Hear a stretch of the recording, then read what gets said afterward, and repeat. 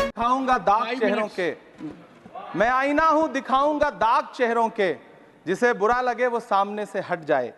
सभापति महोदय, दुनिया के सबसे बड़े लोकतंत्र का महापर्व चुनाव गुजर चुका है। कांग्रेस मुक्त भारत का नारा लगाने वाले प्रधानमंत्री जी अपनी पथराई आंखों से किंग कर्तव्य विमूढ़ होकर समीक्षा में लगे हुए हैं कि आखिर कसर कहां रह गई।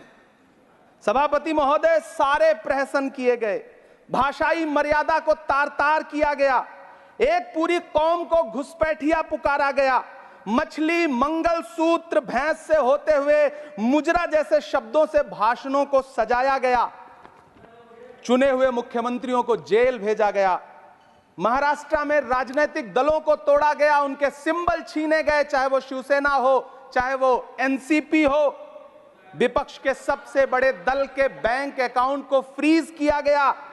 उसके बाद मोदी सरकार चुनाव लड़ने के लिए जनता के दरबार में गई, लेकिन बाहरी जनता ने दिखा दिया कि दर्द की हद से गुजारे तो सभी जाएंगे, दर्द की हद से गुजारे तो सभी जाएंगे, तैरे या डूबे किनारे तो सभी जाएंगे, कोई कितनी भी बुलंदी पे चला जाए मगर आसमानों से उतारे तो सभी जाएंगे।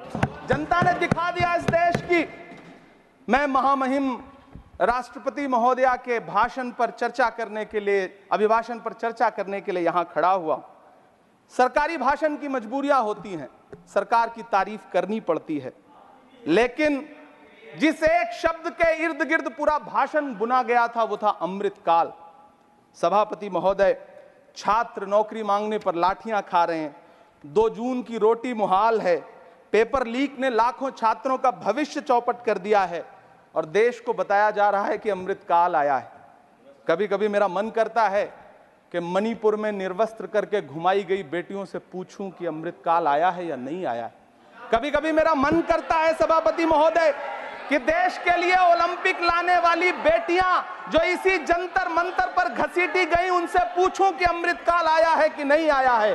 कभी कभी मेरा मन करता है कि रात के 2 बजे बिना परिवार की मर्जी के हाथरस में जलाई गई उस दलित बिटिया जो बलात्कृत थी, उसको स्वर्ग में संदेशा भेजूं और उससे पूछूं कि आया हुआ अमृतकाल तुम्हें दिख रहा है या नहीं दिख रहा है।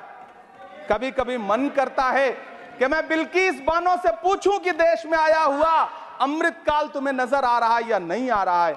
सभापति महोदय, कभी कभी मन करता है कि भीड़ के जरिए लिंच करके मारे गए पहलू खान की 85 साल की दोनों आंखों की अंधी मां से पूछूं कि देश में आया अमृतकाल तुम्हें दिख रहा है या नहीं दिख रहा है। कभी कभी मन करता है कि ईद के कपड़े खरीद कर लौट रहे 17 साल के हाफिज जुनैद से पूछूं, जिसे बल्लभगढ़ में ट्रेन में लिंच करके मार दिया गया, कि अमृतकाल आया है या नहीं आया है। कभी कभी मन करता है नजीब की मां से पूछूं, कभी कभी मन करता है कि तबरेज अंसारी की विधवा से पूछूं, कभी कभी मन करता है कि सहारनपुर के उन 3 बच्चों से पूछूं जिन्हें छत्तीसगढ़ में लिंच करके मार दिया गया।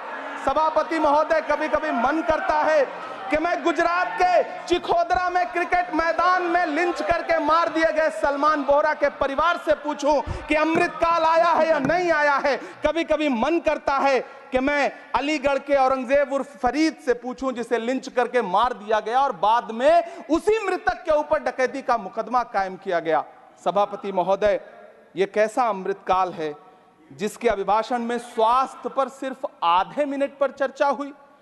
कैंसर के मरीज दिन ब दिन बढ़ रहे हैं, हार्ट अटैक से हंसते खेलते बच्चे जान गंवा रहे हैं, कभी क्रिकेट के मैदान में कभी जिम में, और इस सरकार के पास स्वास्थ्य पर बात करने के लिए आधा मिनट है।